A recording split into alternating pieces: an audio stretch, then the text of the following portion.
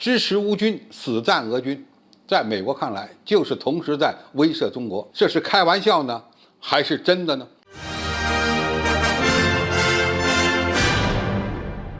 观众朋友、网友朋友，大家好，我是付前超。俄乌冲突已经变成了一场难以结束的鏖战，美国在乌克兰下的赌注也越来越大，但是乌军获胜的机会非常小。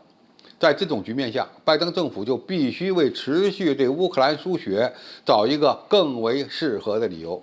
近日，拜登在白宫椭圆形办公室接受了美联社长达30分钟的专访。他直接渲染称，如果美国不阻止俄罗斯继续深入欧洲，中国大陆也会有胆量收复台湾。这是美国首次把军援乌克兰与台海局势挂钩。也就在当天，美国国家安全顾问沙利文参加了智库机构新美国安全中心主办的一场活动。他声称，美国需要对俄罗斯入侵乌克兰采取强硬立场，如若不加以遏制，中国就会采取类似行动。拜登和沙利文的观点如出一辙，说明这不是拜登老糊涂了，或者是在开玩笑，而是美国高层的真实想法。美国政府提升援助乌克兰的战略高度，确实是有应对中国的需要，主要表现在以下3个方面。第一，美国正在把应对俄乌冲突看成是未来应对台海冲突的预演，美军不下场参战，而是通过军援和制裁阻止俄军的推进。在拜登政府看来，这就是一场应对中国武统台湾的预演。现在的问题是，俄乌冲突能够得到大多数欧洲国家的支持，主要原因是俄罗斯的行动的确威胁到了这些国家的安全，而乌克兰又是一个独立的欧洲国家。而如果台海地区爆发冲突，欧洲国家凭什么干涉中国内政？就算想援助，又如何将物资送到被封锁的台湾岛上呢？第二，美国支持乌军与俄军死战，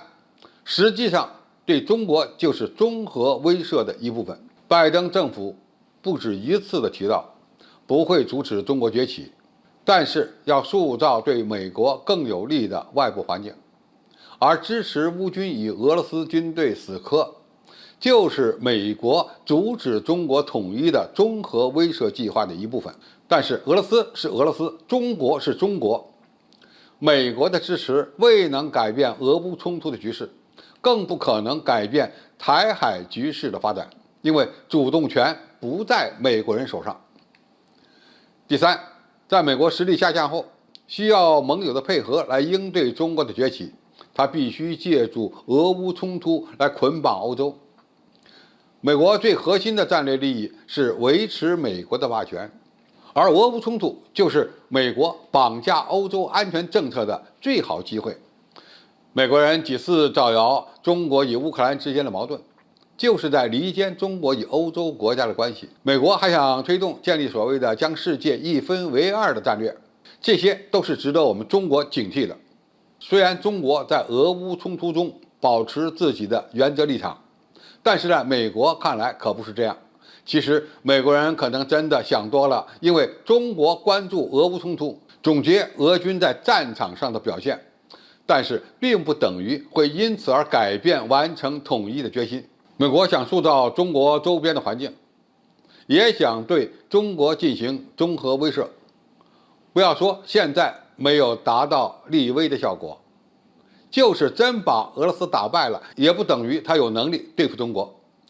台湾问题是中国的内政，而且台湾还是一个孤立的小岛，西方唯一能威慑到中国的，也就是所谓的制裁了。但是中国才是未来全球最大的市场，谁制裁谁还不一定呢。而且到底能有几个国家愿意跟随美国，也是一个未知数。